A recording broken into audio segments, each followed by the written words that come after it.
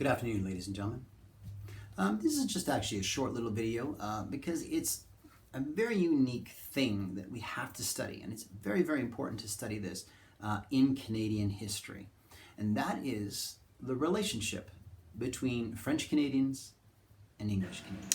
In the late 50s and early 60s, Quebec went through what is called the Quiet Revolution. It was a growing awakening or realization that they needed to protect their culture and language. It was almost as if the province had its own sense of nationalism. But there was this movement, this idea that they need to take control of their culture. From this comes the idea, and this is the word of the day, of separatism. Now, separatism. What is separatism? Separatism is the idea that Quebec would actually leave Canada. Can you imagine this beautiful country of ours that goes all the way from British Columbia to Newfoundland? That there would be this big chunk out of it, that Quebec would actually leave and be its own nation. This is called separatism. And there was a group that really were dedicated to separatism, and they would do anything to do it, and they were called the FLQ. So the FLQ would do anything for Quebec to separate. But there's another group, and of course these people were peaceful. They wanted Quebec to separate, but not with violence. They wanted to separate through legal means, and they created a party called the Parti Québécois, and their leader was a guy called René Lévesque. And René Lévesque was a very good speaker, and everyone loved him in Quebec. He's a very popular politician, and he was the father of legal separation. And he wanted a referendum. That's another big word. Referendum just means a vote, that everyone in the province votes and the majority rules, and he will get his referendum. But we're not there yet, ladies and gentlemen. You see, the federal government, Canadian government, came to the realization that, hey, many Quebecers are very dissatisfied in their own country. They can't even speak their language in their own country. What the heck? We need to change. So this commission, as most governments do, and they came up with the idea that, you know what? If we are truly a dual society with both languages, then we have to be officially bilingual. If I look at my cereal box, Vector, and you can see this is the high protein mega jumbo mega, high in fiber, very nice, from Costco. It's a double one. You turn it over as you will turn any cereal, any product you buy, and you will see it's also in French. This is because in 1969 the government declared that we were going to be officially bilingual. Now, you'd think that would be the end of it. It was not. And this group, as I mentioned before, the FLQ, they really got going in the 1960s. They got the momentum, and they got a momentum from a very, very strange place. We had a visit during our centennial, during our 100th anniversary of being Canadian in 1967. We had a big old fair. It was called Expo 67. Everyone was dancing and having a great time. Well, the French president came to visit us. And his name, well, you may know him because he actually was a resistance fighter in World War II. His name was Charles de Gaulle. And he became the president of France and a very, very elder statesman. And when he came to visit us, he stood in Quebec and he made a speech. And he said this: "Vive le Québec, vive le Québec libre." It seems like innocent, doesn't it? Seems like a nice phrase. But you see, the same phrase was used when the Nazis were defeated in Paris.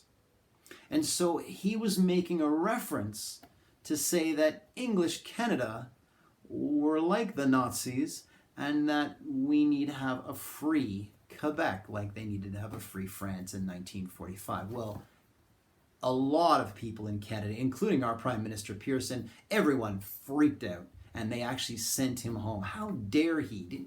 Doesn't he remember Juno Beach? Canadians were there to liberate France. How could he say that? But who picked up on this was the FLQ.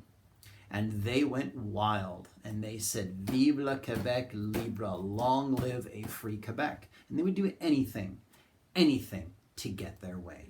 To get Quebec to separate. The FLQ used violence. They put bombs in mailboxes. They did all sorts of shenanigans. But they ramped it up in October of 1970. And what they did is they started kidnapping people, very famous people. The first one was James Cross.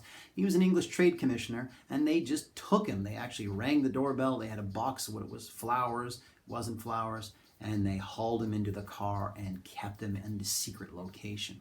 A few days later, Pierre Laporte, a very famous Canadian politician, French politician, he was just playing football in the yard with his nephew when he was abducted. So all of Quebec went into lockdown. The entire government was convinced that there was this terrorist act, this terrorist movement to remove the politicians of Quebec.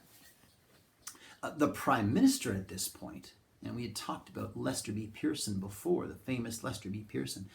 He had been replaced by another Liberal, and his name was Pierre Elliott Trudeau. Now, you may know him as the father of our current Prime Minister, Justin, but Pierre Trudeau worked under the Pearson government, and he was all about individual rights. He was a big champion of individual rights. But when this happened, something in Trudeau snapped. And he said, we got to stop this. We can't wait. We have to stop it right now. So he did something that many people criticized him that just couldn't believe. Do you remember in our lessons we talked about in World War I, the government imposed the War Measures Act. And the War Measures Act just basically puts you on a war footing, and it limits your individual rights, but it allows police or whoever, the law, to go after potential enemies of the state. Well, it was enacted in World War I, it was enacted in World War II, and it was enacted a third time in our country, which was during 1970. And Trudeau did this. A lot of people freaked out because that means the army is now patrolling the streets of Ottawa with automatic weapons, and people are freaking out. And a reporter asked Trudeau, he said, "Sir, how far are you prepared to go with this?" And Trudeau famously said, "Just watch me." And that was the catchphrase. And very, very quickly, they ended this crisis. Pierre Laporte, unfortunately, was killed by the FLQ. He was strangled with a religious chain and dumped into the trunk of a car. But James L. Cross was taken back and okay, and it was diffused, and it was over. And so Trudeau became a hero because he stopped terrorism in our country. And the FLQ never showed its face again. It rarely, you never heard from it except on Die Hard. That's it. But a new threat came to Canada, and that, as I said before, was the Parti Québécois, the legal separation, led by René Lévesque. And René Lévesque, just like Trudeau, they knew each other from a young age. They both grew up in Quebec. And of course, they were equally great speakers and equally loved by their nations. Trudeau wanted to say, and he said this exact words, he said, "Listen, I want to put Quebec in its place, and its place is in Canada." And Lévesque said, "No, it's not. We need to be separate." And those referendums, the first one was in 1980, and it was like 60-40, 60% of the population wanted to stay in Canada and 40 wanted to leave. And then there was a second one, 1995. And ladies and gentlemen, I don't want to tell you the results of that because, we were all on edge. That referendum was so close, Quebec nearly separated. And I always think to myself, those days, October 1995, when they had the referendum, what would have happened if the vote went yes? Because it was on a razor edge. And your job is to research that vote. How close was it? But what would happen? What would Canada look like today if the separatists won? Anyways, ladies and gentlemen, it still continues to be an issue. From time to time, it flares up. There is conflict between French Canada and English Canada. But I can say, I hope those days are far behind us. Ladies and gentlemen, study hard, don't panic, and be well.